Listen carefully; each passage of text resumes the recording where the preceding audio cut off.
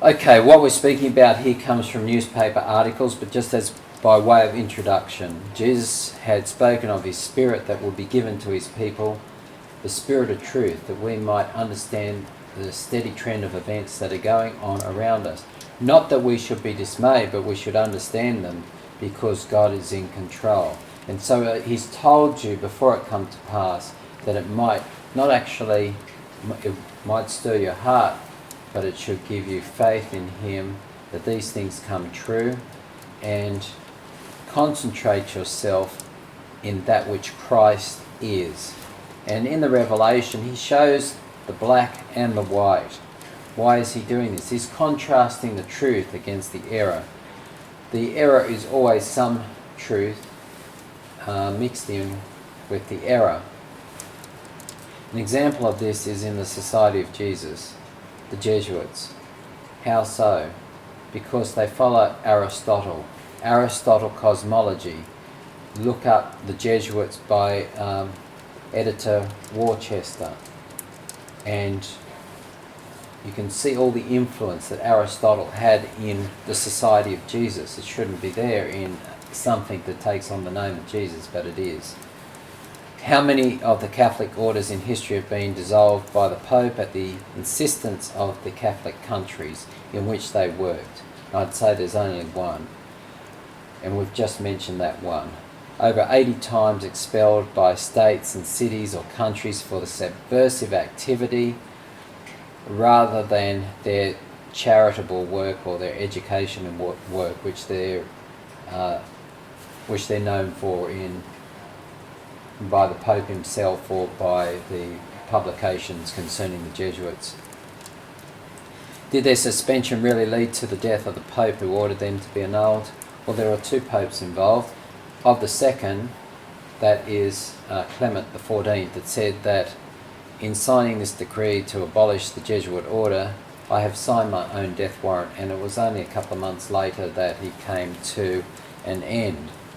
Was this not only an order of wealth and poverty, but ultimately of power, world domination? Was it not this organisation of wealth and poverty that incorporated into itself the Illuminati? We must remember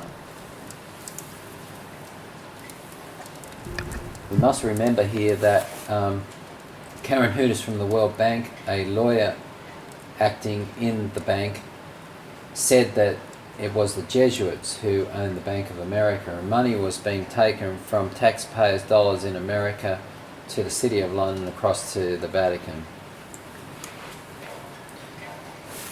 Was the Inquisition, who they took over from the Dominicans, weren't they the masters of torture and also that of assassination, attempted assassinations? Well, is that stating it too harshly?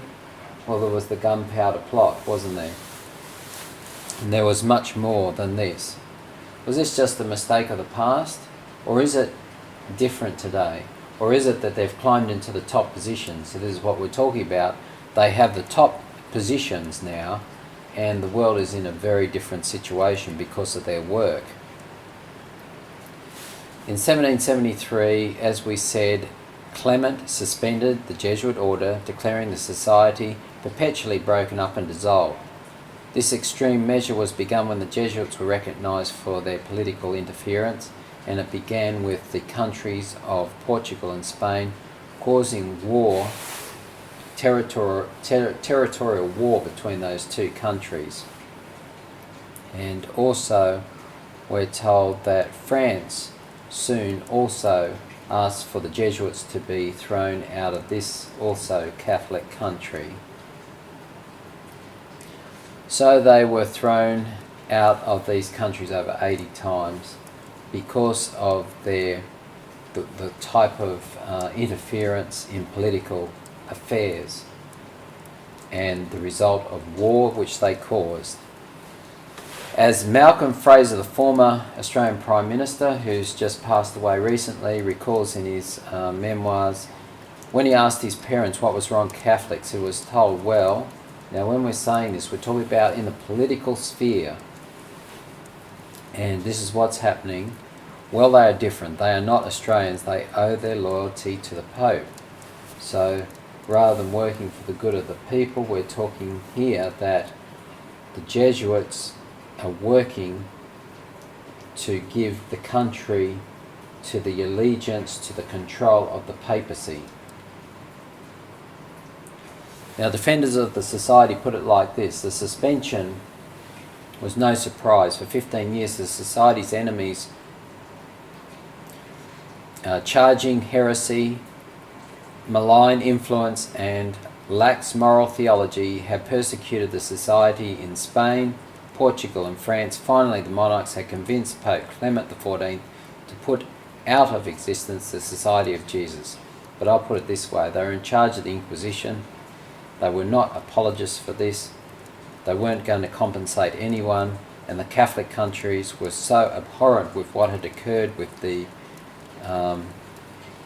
Inquisition, a little bit like the Jewish death camps, that they threw them open to the public for them to view it themselves, the horrors of that which the Church had committed.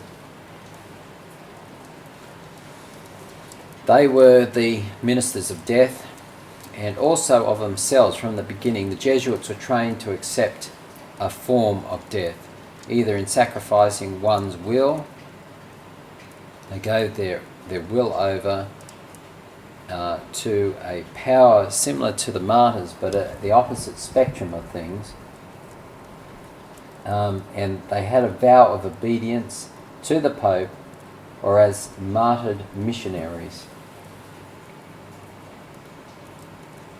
Quotes from the Australian newspaper.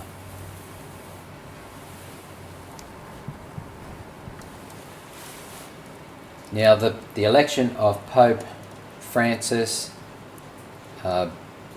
Bergoglio, that which became Pope Francis, it was different because it was the first Jesuit Pope. This was a shock to many. Why would that be so? Because they usually don't take a lead position such as this. But remember the situation of the church. It was in a desperate situation. It was first time in hundreds of years that the existing Pope had not died, and he set himself aside for another Pope to take his place, because what had happened, Vatican Bank was in trouble with its mismanagement, and there was sexual abuse allegations going on. So the church was in a real mess. So it mentions here that this is a first. While they all promise of the different Catholic religious orders poverty, chastity, and obedience, only Jesuits pledge obedience to the Pope. See, and here's a Pope who's taken that role when usually it's them pledging their obedience to the Pope. And in actual fact, who do they pledge their obedience to? The Jesuit general.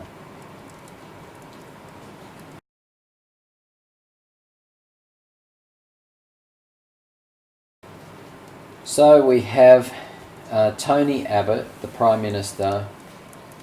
Coalition ministry is shaping as a kind of a Jesuit jamboree. So that's the quote. And here we have on one side, though, also we have tug of war.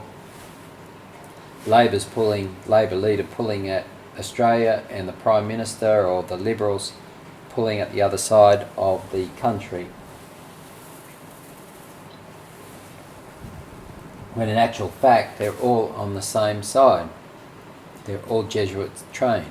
This is a first in Australian history, and it's a first in the Western world, because the Western world had gained its strength in Protestantism and a Protestant work ethic that had been its primary foundation, English law and democracy, following in the style of the USA in many instances. Pope Francis surprised everyone, not least Australian Jesuits, a religious order founded in the 16th century and perhaps experienced by few apart from the very rich and the very poor. So you notice here what it's telling you, that's who they work with. with the very poor, they use liberation theology. The Jesuits have been anointed with their own adjective and a popular dictum: give me a child until he is 7, and I will give you the man. Separation of church estate may be a given. Notice what it's saying. But through a mix of masculine Christianity and intellectualism, Jesuits seem to be able to hardwire a large slice of the next shift of political leaders.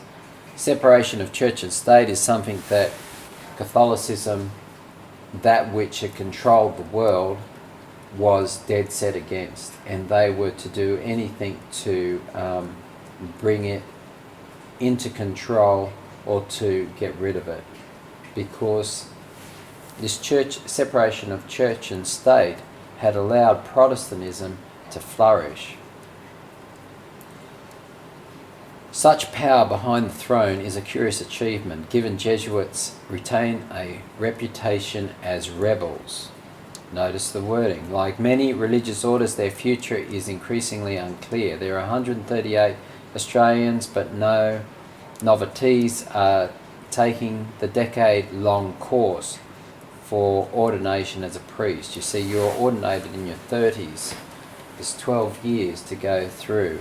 And the path of the Royal Commission into sex abuse is unpredictable and probably unprecedented. The order was founded in 1540 by Ignatius of Loyola. That is the town from which Ignatius come, the founder of the Jesuits. He was a Spanish soldier given to visions, and they became spiritual ones, both spiritual and military, when his leg was shattered while in war and he was not able to fulfill his dreams as a soldier. Martin Luther had 23 years earlier nailed his thesis to the Wittenberg door, and Crank started the Protestant Reformation. With the Catholic Church's hegemony, notice that word hegemony, because now at this point of time we have a hegemony of the New World Order, or of global control. Main ones that are bringing forth in technology is the Protestant USA, and we also have the Vatican. So we're told this information in Keesley's Blood by Malachi Martin, but more importantly we're told that in Revelation 13. We have the power of the little horn, or the beast power, coming from the sea, or Holy See, or from the nations, and you have this lamb-like power, only power fitting that description, Protestant Christ-like attributes, USA. So we have these two involved in the first ever world hegemony. Going back to this, Loyola's new crew became a leading edge of the Counter-Reformation. Notice that, and it's brought it to the many countries in a very subtle way. We could say stealth way. They've changed histories, changed Bibles. They've instigated wars. They've worked into key positions. So we're talking here about them in key positions. So Counter-Reformation, guys, military people. The papal bull establishing the order named its task as propagation and defence of the faith and the progress of souls in Christian life and doctrine, of course, for the Church of Rome. Apart from his ace in the hole of pledging total obedience to the Pope, Loyola also understood the need to grow the market and put missionary work front and centre. Francis Xavier, one of the 5 other men who joined Loyola to start the Jesuits in a Parisian church, famously went on to open the Asian territory to Christianity.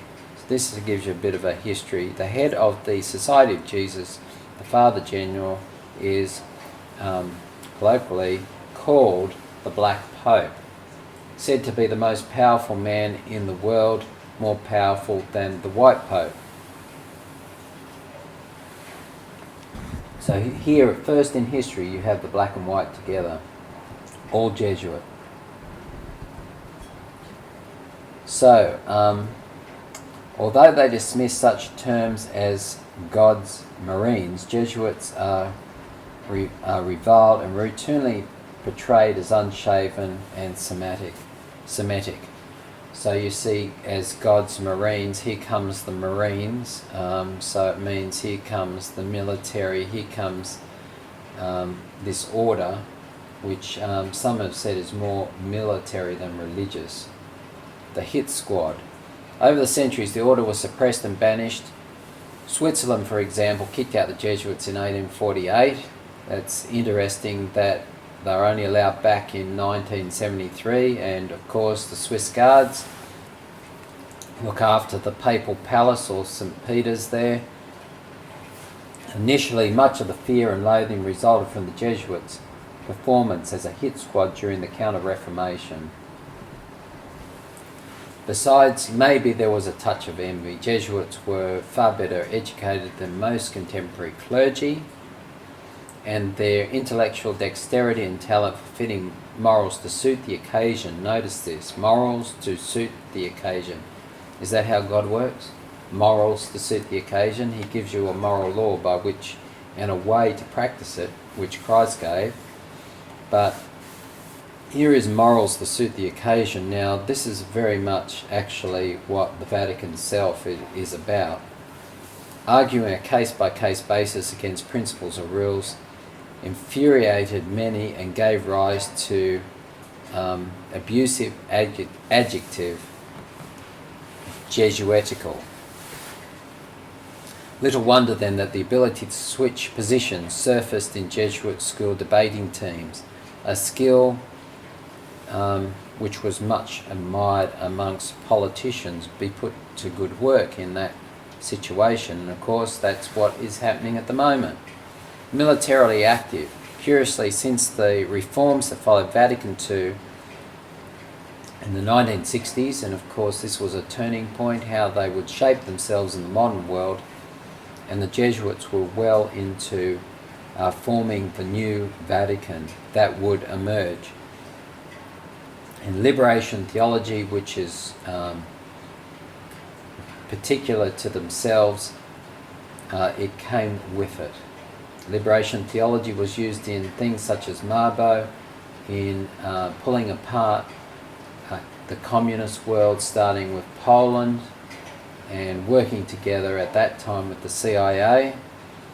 The order has been perceived by some as anti-establishment, even socialist. Well, they are very much socialist but they turn to whatever way they need to for power, political gain.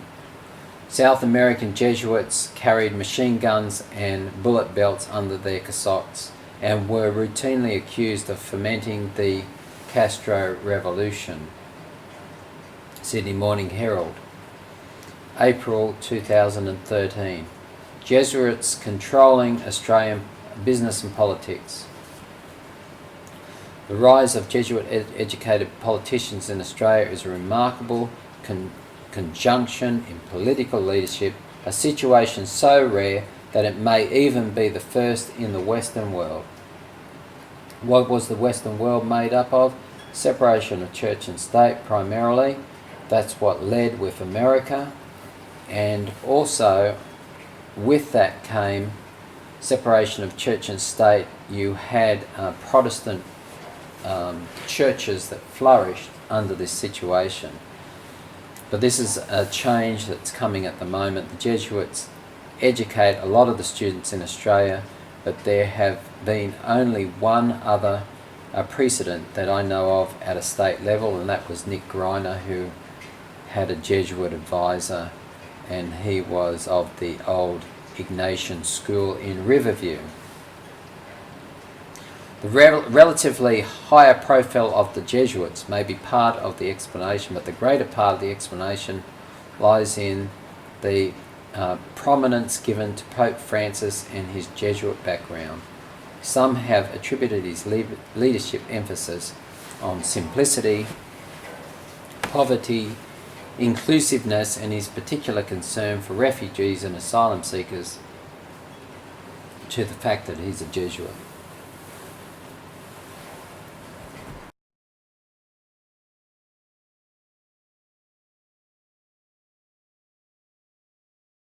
Notice what it says here. Never before has there been so many Jesuit-educated men at the heart of Australian politics.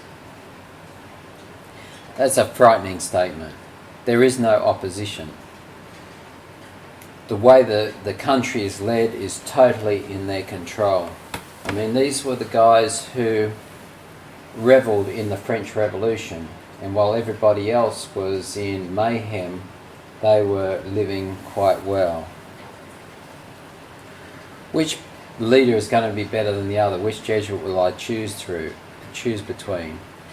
During the three-way Liberal leadership contest between Malcolm Turnbull, Joe Hockey and Tony Abbott, all three consulted with Jesuit priests. We might not have thought that of Malcolm Turnbull, but it's interesting that it states that here. And it says how each of them turned to a Jesuit priest to advise them, and it gives you the name. Turnbull turned to Richard Leonard, and it keeps on going on. We know that also, of course, besides this, that Abbott and his ideas on climate and everything, he was turning to Pell for advice continually. And of course, Pell, he was accused of sexual abuse, but this was dismissed in the courts. But again, he was meant to be looking after those issues that had occurred with other priests, and so his leadership is brought into question and brought before the courts again. Also, he has brought across from here in Australia across to the USA, across to the Vatican, and he's given the position of cleaning up the situation in the Vatican Bank, which was also in a mess, from one mess to another mess. Interesting situation. The Catholic Order has a long history of producing MPs and senators, including former Deputy Prime Minister Tim Fisher, former Victorian Deputy Premier Pat McNamara. Swings to Jesuit-educated MPs across the country, gives you by James Mazzola, and it's from the Australian, August 23, 2010. So some interesting quotes given in there. So we have this little riddle that comes down at the end. For many it's hard to understand. Why would that be? Because most denominations do not teach a true gospel. What is that? How a person becomes a commandment-keeping person. Is that important? Jesus said, if you love me, keep my commandments, and I will love you, and my Father will love you, and we will manifest ourselves to you. If you keep my commandments, it shows that you love me. It's more or less, he's saying this in John 14. And by this, the Spirit of truth will be given to you, and he will abide with you forever. So the Spirit of truth will reveal those current events. It also presents a true gospel. So the result is someone who cannot keep the law of God becomes a commandment-keeping person in the Spirit of Christ. Didn't Christ keep the commandments? By love. He showed that it was not the letter or the perimeter of the law, but the fullness of the law. So much more was revealed in his life. So we have this in Revelation 17. We see the woman, a scarlet or a whore, is riding on the beast, representing the woman, and she's decked in purple and scarlet. This is the colours of a corrupt church, and decked with gold and precious stones and pearls. And also mentions there somewhere concerning marble. These are the things that decorate the church. And in her hand full of abomination, filthiness of her fornication, her false teachings, and upon her forehead is written, Mystery, Babylon the Great, the mother of harlots and abomination of the earth. This is the way that God puts it. Saw a woman drunken with the blood of saints. Notice this. This is a persecuting woman, persecuting church. Which church has been predominantly persecuting? Church of England did some persecuting. Well, it talks about a mother and her harlots. So anyone who is persecuting in the name of God might belong to this group. I'm talking concerning churches. And I saw the woman drunk with the blood of saints and with the blood of martyrs of Jesus. And I saw her, I wonder with great admiration how such a thing should be done. Or of this terrible beast that devours everything, treads everything underneath its feet like Rome of old. And the angel said unto me, Wherefore didst thou marvel? I will tell you the mystery of the woman, and of the beast that carries her, which has 7 heads and 10 horns. This is what we see, this theme coming through, 7 heads and 10 horns, as spoken about in Revelation 13, verse 1 and onward. The beast that thou sawest was and is not, which is concerning the deadly wound, which was healed, concerning the Vatican power, healed in 1929, and shall ascend out of the bottomless pit. The powers that wage war, the machines of Satan that come from the pit of confusion, of false teaching and doctrine. This is one of them, one of the most powerful of them, and goes into perdition. And they that dwell upon the earth shall wonder, whose names are not written in the book of life from the foundation of the world, when they behold the beast that was and is not and yet is. Speaking of now, do they not wonder after the papacy, after that beast? And here is a mind which hath wisdom. 7 heads are 7 mountains. Which 2 cities are of those 7 mountains? Well, we could say it was Constantinople and Rome, the Vatican. Okay, I'll just go back to this spot. 7 heads, 7 mountains, on which the woman sitteth. And there are 7 kings. 5 are fallen, 1 is, and the other is yet to come. And when it cometh, he must continue a short space. And the beast that was and is not, even he is of the 8, and is the 8th is of the 7, and goeth into perdition. We have 8 heads spoken of here.